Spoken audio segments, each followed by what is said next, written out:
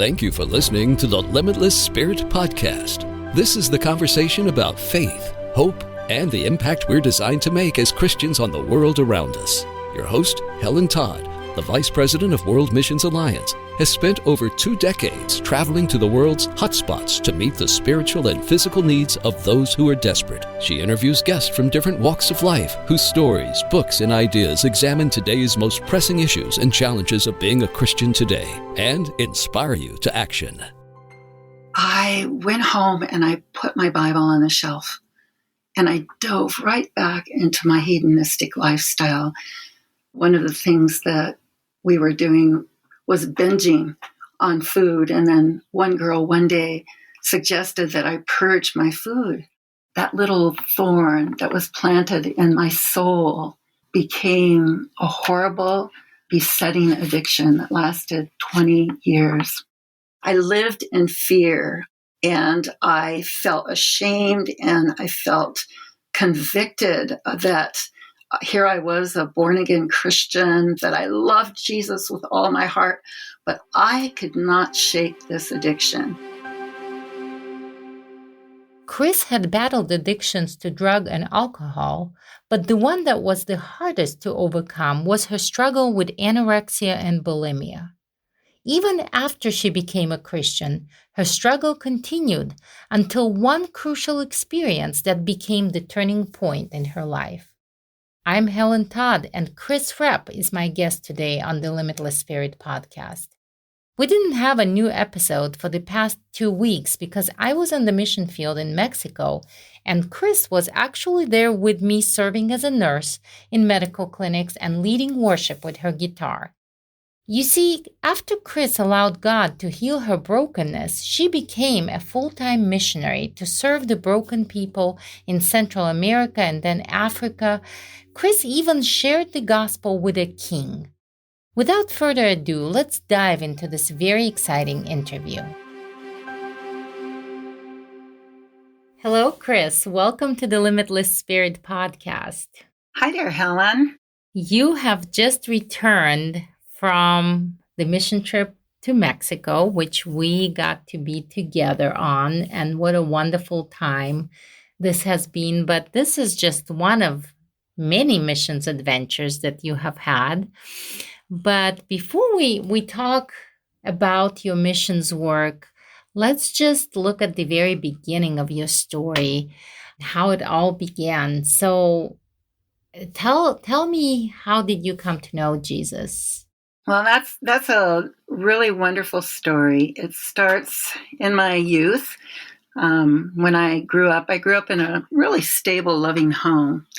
And my maternal grandmother was my example of Jesus. She was a simple woman that loved Jesus with all her heart. And she loved me unconditionally. And though I wasn't raised in the church in my own home, I spent a lot of time with Nanny at her house. And when I was there, I would go to church with her. So that gave me a little bit of a foundation for what Christianity is all about. However, as I grew up and started entering my teen years, I felt like my parents were over-restrictive. And I started lying about my whereabouts. I started dabbling in drugs and alcohol. And a spirit of rebellion really rose up within me. And as I went through my teen years, this dabbling and experimenting with drugs and alcohol became more and more of a problem. I tend to live life with a passion, and at that time, not having surrendered my life to the Lord, I dove into sin and rebellion from God with a passion, which caused a lot of problems that became very, very serious. I was drinking under the influence and having accidents in vehicles. I was having blackouts and not recalling what I had been doing. And this really frightened me. It was a sign of having an emptiness in my heart, Helen. It was a sign of trying to fill up this empty cup within me with the things that were around me in the world. And although those things might have given me a temporary high, so to speak, they didn't satisfy the deeper need that was in my soul. And I really believe that God's word tells us that we have all been created with that emptiness in our heart, that God has set eternity in our hearts. So as I entered into college with this behavior becoming more and more out of control, I decided during my third year of pre-medical pursuits to go ahead and leave college for a year and go to France. I had been studying French all through grammar school. And I think what's really interesting is that the Lord had given me a dream as a little girl. A lot of little girls want to be ballerinas or teachers. Well, that wasn't my dream as a little girl. My dream was to be a missionary doctor to French-speaking Africa. Now, I think this is a very interesting dream because I wasn't a believer. I just had a fantasy about missionaries and what it would be like. However, in God's word, my life verse is from Psalm 139:16, and it says, "Your eyes have seen my unformed substance, and in your book were all written the days that were ordained for me, when as yet there was not one of them." So even as a little girl, I believe that dream that was planted in my heart came from God because he knew all my days. So as I went to France, I was really excited to be an au pair for a year. And I think I was really trying to run away from myself. But we don't get too far when we do that. I got so depressed. The first 3 months were so difficult. I felt alone. I felt empty, and I was so homesick. But I fought that, and I wrote Nanny, and I said, "Nanny, would you send me a Bible?" And she sent me a New Testament, an amplified New Testament. And during my time in the park with the children, during my downtime, I read all the way through that New Testament. And the Lord started revealing to me the truth of who he is. And I started to realize this could be true. However, as I finished out my time in Europe and I returned to the States, even my time of getting to know the Lord and reading the Bible and attending church the whole time I was in Europe, I went home and I put my Bible on the shelf and I dove right back into my hedonistic lifestyle. The first year of studies that I returned to brought me back to a home that I lived in with 3 other women. And we would have parties, and one of the things that we were doing was binging on food. And then one girl one day suggested that I purge my food. And I thought it was innocent. I did it because my stomach hurt. However, that little thorn that was planted in my soul became a horrible, besetting addiction that lasted 20 years. So many young girls face that, and women. So how were you able to overcome that?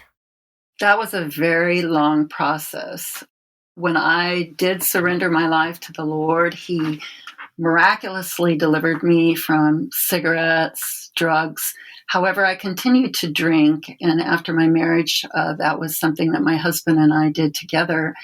And the eating disorder really took its roots after I got married and became that, as I described it, a besetting addiction.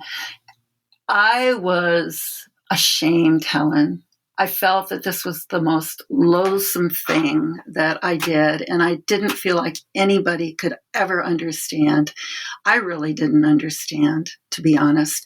And so I hid this. It was secretive, and I lived in fear. I lived in fear of people finding out who I truly was, that I had this horrible habit, and I felt ashamed, and I felt convicted that here I was, a born-again Christian, that I was going to church, that I loved Jesus with all my heart, but I could not shake this addiction. And I found it so difficult because I'm a very disciplined person. And ordinarily, I can tell myself, this isn't good for you, stop, and I'll stop. And it wasn't possible with this. It was harder as the years went on. I did stop drinking alcohol because I felt that that contributed to my depression and that my drinking was out of control. However, we all have to eat food. We all have to make a choice when we sit down to eat. And when we're in that mode of anorexia and bulimia, we're literally in a starvation mode all the time. And so we're constantly thinking about food, when we'll get the next meal, when we'll eat something. And then after starting to eat, we're so hungry that it's out of control. And then there's a fear of our body image and what we'll do if we keep our food down. Will we blow up, or just be so out of control? It was all these fears and lies that the enemy had me bound to. And I was enslaved to this as a sin.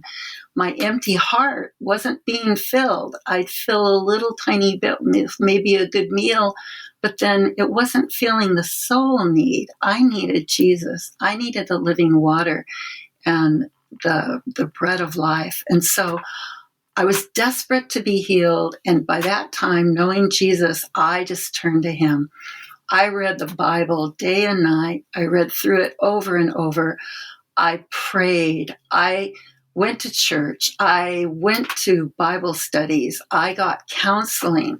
I joined group therapies that were specific for women that had various problems with food. And I pursued this healing with all that I could within me. And my part of the healing was doing these things. But Jesus' part was taking that knowledge of who he was and his love for me that was accumulating in my head and allowing it to sink down that 18 inches distance to my heart, so that empty cup just started to fill, to overflowing. And then by that time, I realized I want to love others like Jesus loves me. I want to pour out my life for others. I had been filled up to overflowing. I no longer wanted to do anything that was hurtful to myself. Let me ask you this, Kris. So how was your relationship with Jesus different from your relationship with your father? So we established that the problem in your relationship with your earthly dad was that you felt like you could not measure up to his expectations. So here you are, now you have accepted Jesus into your heart, but you are struggling with this secret addiction. How did you make that turning point, realizing that even with that addiction, you measure up to his expectations? Because I think that can be a challenge for people who have that broken relationship with their earthly parents to fix that part in their relationship with Christ. I had a moment that I remember specifically that happened. I was sitting reading through the Word, and I was binging on cookies. And as I read the Word, and I was speaking to the Lord, saying, Lord, forgive me. I am so sorry that I am doing this. And yet I know, Lord, that if I die today in this horrible state of addiction, that you love me and that your love covers me and that I will be with you for eternity. In other words, I knew that he loved me in spite of myself, in spite of my weakness, in spite of my failure to overcome. He loved me. And that was a real turning point in my healing. Wow, that is very powerful. And I think this is the key, to all the brokenness that we have, because we bring that brokenness from our pre-saved life into our relationship with Christ. But realizing that we're loved just as we are, I think is the foundation to healing. It definitely was for me. Once I loved myself, no longer beating myself up and despising who I was, what I was doing, or feeling like I was a failure. Just resting in Him and knowing that my Creator had created me as I was, had died for me while I was a sinner, and just accepted me. I was released. No longer was I bound by that condemnation that really comes from the enemy. And I was able to be set free indeed. I felt like God gave me an equation in His Word. He says, I am the truth. And you will know the truth, and the truth will make you free if you put two of His verses together. So I realized if I truly got to know Jesus, that He was telling me if I knew Him, He would make me free. And I stood on that promise. I stood on that promise against all odds, against all the statistics that were against me, against the years that I was battling, and that I clung to this promise, and then He set me free. And even though it took 20 years, I can say that He had a reason.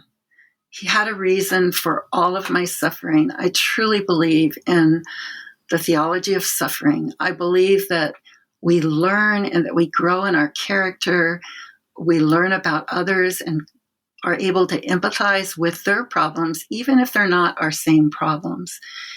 In my life, it's very hard for me to not have compassion and not have much sympathy for people that struggle with any addiction or any besetting sin, because I know that but by the grace of God I go, and I know that He had died for each one of them, and that He has the capability of turning them around as well.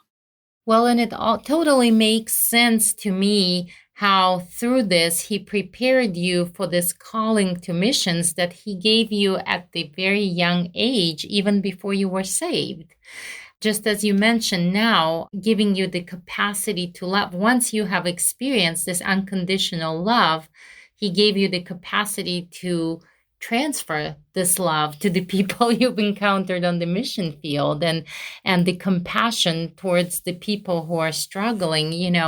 We don't have to learn through our personal mistakes, but boy, what a strong lesson that was in your life. And now you're able to apply it in a very beautiful way, serving as a missionary nurse and a missionary in general all over the world.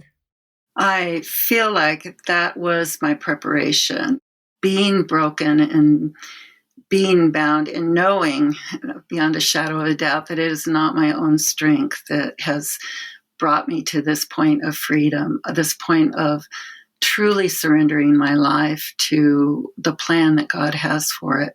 There's nothing that is more satisfying and fulfilling than being one with our Maker.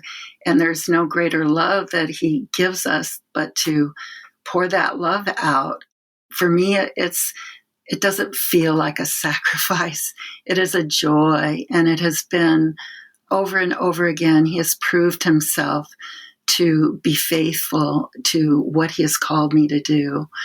I think one of the things that is so important in the community of believers is to come alongside people that struggle, come alongside people that are sincerely trying to overcome sin in their life, and not judge.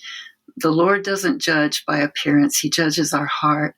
And when people are trying to overcome, it can be so difficult if they enter into a body of believers that seems to have everything together and isn't being honest about the struggles that are going on during their lives. So I just want to encourage people that are listening, be sure to love people where they're at and to realize that we're all growing in our faith. Some are at different levels, and that we need to come alongside one another, support one another, and realize that we all stand on level ground at the cross, and that it's Jesus that we want to turn to, and that he is capable of turning every life around. Very well said, Kris. I really appreciate you mentioning this and highlighting this. Well, let's talk a little bit about your missions adventures. And I know that there have been many, but due to some time limits, why don't you share just some of your most incredible and favorite moments, how God used you on the mission field? Well, it was 25 years ago that I left the country to go into foreign missions. And as I explained as a little girl, this dream was to be a missionary to French-speaking Africa. And one would think that God would lead me into that immediately, having studied French all my life, living in France. No, he didn't. I ended up going to Central America. And in Central America, I was working with people that spoke Spanish. And so during the 5 years that I lived in Guatemala, I studied Spanish and was thinking all the time, this is interesting, Lord. I do believe that you have me here, but I can't understand why I thought I was supposed to go to Africa. And I still had that little inkling in my heart. That would be a destination. But I was content eating tortillas and beans and learning Spanish. And all of a sudden, I felt quite comfortable in Central America when, boom, along came Hurricane Mitch. And I started my first disaster relief work in Honduras. And after that, I traveled home and put my base back in the United States as we had phased out of our work in Guatemala. And I had gotten the opportunity to work at Ground Zero. So I did that. And during that time, I was talking to my stepmother, whom I didn't know well at all. And I was telling her, I've been trying to find a contact in French-speaking Africa, but I just haven't found anything. She said, well, you should get a hold of Danielle. And I said, who's Danielle? Well, he was this exchange student that came to San Jose State College about 10 years ago or 20 years ago. I forget what the time frame was, but she befriended him and a colleague, and they were from Burkina Faso, West Africa. And I said, oh, well, is he a Christian? I don't know, she said. I said, well, what do they speak in Burkina Faso? Do they speak French? I don't know. You should get a hold of him. So I wrote an email to Danielle, and it turns out that he was a pastor of a Christian congregation in French-speaking Burkina Faso, and that he was married to Anne, a Canadian woman, and that they would be more than happy to accommodate me and let me see what I might be called to in Burkina Faso. So after Ground Zero, I left and went to Burkina Faso for my first fact-finding mission there. And it started a beautiful, beautiful relationship with Pastor Danielle and the work in the country. During that time, I was fascinated by a people group that were coming to my clinics. I'm trained in dental work, and so I was doing dental clinics in the bush. And these people would come. They were Fulani people. The Fulani people are a nomadic tribe, predominantly Muslim, and they have herds of cattle.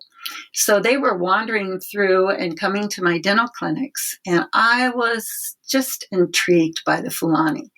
So about 10 years into this ministry, where I was working throughout the southwest part of the country, running into some few Fulani people, Anne asked me before I came what I would like my program to be. This was Danielle's Canadian wife. I said, do I dare say, Anne, I would love to work with the Fulani people more. I wrote her back and said that very thing. And she just shocked me. She said, oh, well, if you want to work with a Fulani, I could probably arrange an appointment with the king, King Deco. I know him from the university in Canada, and he lives in Ouagadougou, the capital where Anne and her husband Daniel live. I could probably get an appointment with him, so I'll try to do that. Sure enough, when I landed in Ouagadougou, I was in King Deco's house a day or two later having an appointment and conversation with him. He was a well-educated man, the leader of the Muslim people in the northeast part of Burkina Faso, and he had total control over the Fulani people there. He got on his cell phone and started to call these villages in the bush and tell them that I was coming to do dental work. And I was a bit reluctant at first and said, whoa, wait, King Deco. The pastor and I here also have another part of the program. That is to show the Jesus film and evangelize and share Jesus with your people after we do our dental clinics during the day. Believe it or not, King Deco said, sure, why not? And so he arranged for me to have carte blanche access to all of the tribal people of his jurisdiction up in the northeast area of the country. So we started working there, and one of the first assignments I had there, I ran into Pierre, who was from Niger, and he also had been called of God to work with the Fulani. That is the story of where I feel the course of my life, going in and doing dental surgeries as a physician would do, being some sort of a doctor of sorts, bush doctor, you would say. In French-speaking Africa as a missionary actually came true in my 40s. Did you get to share the gospel with King Deco? I did. That's a great, great story. So King Deco lived in Ouagadougou, and he became ill with cancer. And when I found this out the year that I went and was told this by Anne, I said, well, I wanted to go visit with him. So we went and visited with him in the hospital. And I shared with him all that we had been sharing with his people. And I shared the gospel with him. And I prayed with him. And he was so receptive. There was no resistance whatsoever. And so I got to visit him another time, and then he passed away.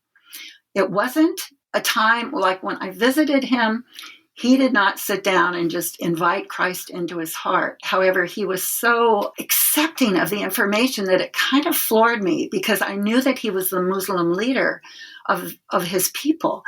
And so after he passed away, Anne and I went and visited his wife and talked at length with her about Deco. And she was a believer. His wife was a believer. And she told Anne and I that she thought that Deco was a secret believer, but that he did not disclose that because of his position with his people.